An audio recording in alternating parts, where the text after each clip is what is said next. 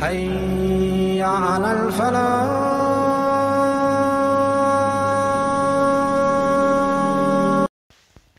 السلام علیکم ورحمۃ اللہ وبرکاتہ. بسم اللہ والصلاة والسلام علی رسول اللہ، اما بعد. اللہ تعالیٰ کا فرمان ہے فَاسْأَلُوا أَهْلَ الذِّكْرِ إِن كُنتُمْ لَا تَعْلَمُونَ، سورہ الانبیاء آیت نمبر 7. یعنی پس تم اہل علم سے پوچھ لو اگر خود تمہیں علم نہ ہو. پیارے نبی صلی اللہ علیہ وسلم کا فرمان ہے الم یکن شفاء العی السؤال، سنن ابی داؤد کتاب طہارہ. یعنی کیا لا علمی کا علاج مسئلہ پوچھ لینا نہ تھا؟ معزز سامعین، ان دو دلائل کو بیان کرنے کا مقصد یہ ہے کہ جس طرح ایک مسلمان پر اللہ تعالیٰ کی عبادت کرنا واجب ہے، اسی طرح اس پر عبادت کے احکام و مسائل سیکھ لینا، معلوم کرنا بھی واجب ہے. آج رمضان کا مہینہ چل رہا ہے. پوری دنیا میں مسلمان باقی مہینوں کے مقابلے میں کثرت سے عبادات بجا لاتے ہیں، لیکن ساتھ ساتھ یہ بھی دیکھنے میں آتا ہے کہ ابھی بھی بہت سارے مسلمان ان عبادات خاص کر صیام یعنی روزوں کے بارے میں غلط فہمیوں کے بے حد شکار ہیں. اس لیے بطور داعی میں نے ان مشہور غلط فہمیوں کی نشاندہی کرنے کا قصد کیا ہے جو ہمارے عام مسلمان بھائیوں کے اندر رائج ہیں. اور چونکہ ان غلط فہمیوں کا تعلق سحری کے وقت، دن کے دوران کے مسائل، افطاری کے وقت اور اس کے بعد آنے والے لمحات کے ساتھ ہے، تو ان میں سے سب سے پہلے ہم سحری سے جڑے غلط فہمیوں کی نشاندہی کرتے ہیں. سحر اس وقت کو کہتے ہیں جو رات کے آخری پہر اور فجر طلوع ہونے سے پہلے کا ہو، اور جو کچھ ہم اس وقت کھاتے پیتے ہیں اس کو اسی لیے عربی زبان میں السحور کہتے ہیں اور اردو زبان میں سحری کہتے ہیں. اس کا وقت نصف رات سے لے کر طلوع فجر تک ہے. سحری کے ساتھ وہ چند مسائل جن کو ہمیں ملحوظ نظر رکھنا چاہیے اور جن کے ساتھ کچھ غلط فہمیوں کے ازالے کی وابستگی بھی ہے، وہ ہم اس طرح بیان کرتے ہیں. سب سے پہلے نیت کا مسئلہ. چونکہ روزہ رکھنا ایک مستقل عبادت ہے جس کے لیے نیت کرنا ضروری ہے، جس کا وقت رات شروع ہونے سے فجر طلوع ہونے تک ہے، اور طلوع فجر کے بعد فرض روزوں کی نیت نہیں کی جا سکتی ہے، جبکہ نیت دل کا ارادہ ہے. لوگ جو یہ کہہ کر نیت کرتے ہیں مختلف الفاظ کے ساتھ، جیسے وَبِصَوْمِ غَدٍ نَوَيْتُ مِنْ شَهْرِ رمضان وغیرہ وغیرہ، تو ایسا کہنا ثابت نہیں ہے بلکہ بدعت ہے. اور ہمیں روزے کے دن کی ابتدا اللہ کو راضی کرنے والے امور سے کرنی چاہیے، نہ کہ بدعت کی صورت میں اللہ تعالیٰ کو ناراض کرنے والے امور سے. لہٰذا ایسے الفاظ ادا کرنا نہ شرعی طور پر ثابت ہے اور نہ لغوی طور پر ایسا کہنا ٹھیک ہے. دوسرا مسئلہ، دیر سے بیدار ہونے والے شخص کا سحری کے طور پر کچھ کھانا پینا.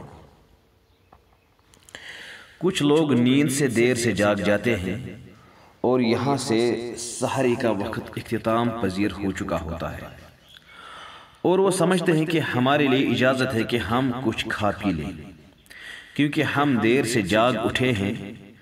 حالانکہ ان کا ایسا کرنا جائز نہیں ہے، کیونکہ قرآن مجید میں آیا ہے وَكُلُوا وَاشْرَبُوا حَتَّى يَتَبَيَّنَ لَكُمُ الْخَيْطُ الْأَبْيَضُ مِنَ الْخَيْطِ الْأَسْوَدِ مِنَ الْفَجْرِ، سورۃ البقرہ آیت نمبر 187. یعنی تم کھاتے پیتے رہو یہاں تک کہ صبح کا سفید داغا سیاہ داغے سے ظاہر نہ ہو جائے. لہذا طلوع فجر کے بعد کچھ کھانا پینا جائز نہیں ہے. پھر کچھ لوگ اس دن کا روزہ یہ کہہ کر چھوڑ دیتے ہیں کہ وہ اس دن سحری نہ کھا سکے، اور پھر بعد والے دنوں میں اس دن کے بدلے قضا کے طور پر اس کی ادائیگی کرتے ہیں، جو بالکل غلط ہے. ایسے شخص کو بغیر کچھ کھائے پیے اس دن کے روزے رکھنا اس پر لازم ہے۔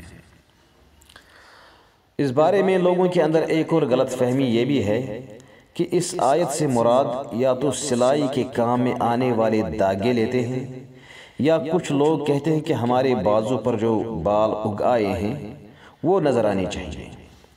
حالانکہ اس آیت کی وضاحت کرتے ہوئے خود نبی اکرم صلی اللہ علیہ وسلم نے فرمایا انما ذالک سواد اللیل و بیاض النہار، یعنی اس سے رات کی تاریکی اور دن کی سفیدی مراد ہے، لہذا یہاں اعتبار طلوع فجر کا کیا جائے گا۔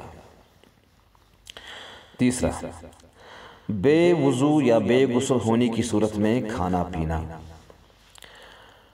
چونکہ مسلمان کو ہر وقت پاک و صاف رہنے کی کوشش کرنی چاہیے، البتہ اگر ایسا ممکن نہ ہو کہ کسی وجہ سے انسان جس پر غسل لاحق ہوا ہو اور یہاں سے اس کو اتنا وقت میسر بھی نہ ہو کہ وہ غسل بھی کرے اور سحری بھی کھا لے، تو اس حالت میں وہ بغیر غسل کے سحری کھا سکتا ہے اور اس میں کوئی قباحت نہیں ہے۔ ازواج مطہرات بیان کرتی ہیں کہ آپ صلی اللہ علیہ وسلم جنبی حالت میں صبح کرتے پھر روزہ رکھتے تھے، ایسا صحیح مسلم میں کتاب الصیام کے اندر آپ دیکھ سکتے ہیں۔ چوتھا، اذان کے وقت کھانا شروع کرنا۔ اذان جو طلوع فجر کے وقت دی جاتی ہو اس کی ابتدا سے ہی کھانا پینا ترک کرنا چاہیے، البتہ اگر آدمی کھا پی رہا ہو اور پھر تھوڑی سی غذا برتن میں بچی ہو اور یہاں سے اذان ہو جائے تو اس کو وہ بچی ہوئی غذا مکمل کرنے کی اجازت دی گئی ہے، جیسے کہ نبی صلی اللہ علیہ وسلم نے فرمایا، جس کا مفہوم یہ ہے جب تم میں سے کوئی اذان سنے اور برتن اس کے ہاتھ میں ہو تو وہ اسے اس وقت تک نہ رکھے جب تک اس میں اپنی حاجت پوری نہ کر لے۔ حوالہ ابو داؤد، حدیث نمبر 2350۔ البتہ یہ یاد رہے کہ یہ ہیلے اور بہانے بنانے کے لیے نہیں بلکہ اسلامی شریعت کی خصائص میں سے ہے۔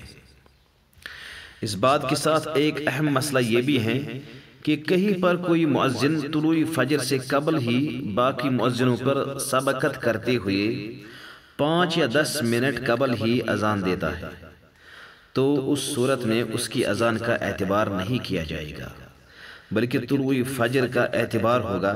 جو مؤذن طلوع فجر کے وقت اذان دیتا ہو اسی کی اذان کا اعتبار کیا جائے گا۔ پانچواں، طلوع فجر سے پہلے سنت نماز پڑھنا۔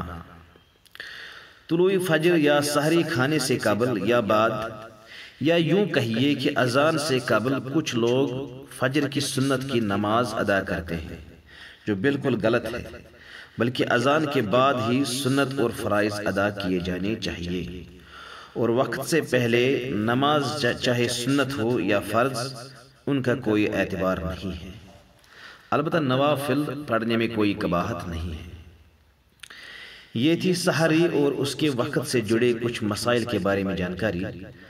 اب اس سے مزید وہ مسائل جو سحری اور افطاری کے اوقات کے درمیان ہیں اور جو افطاری اور اس کے بعد والے امور سے ہیں تو ان کے متعلق دوسرے نشستوں میں بات ہوگی انشاءاللہ تعالی۔ اللہ تعالیٰ سے یہ دعا ہے کہ ہماری ہدایت فرمائے اور ہمیں نیکی کے راستے پر کاربند رکھے۔ وآخر دعوانا ان الحمد للہ رب العالمین۔ لا يزال الخير حيا لا يزال إن في الدنيا سلاما وظلال أخبر الأيام أنها في وصال قم بنا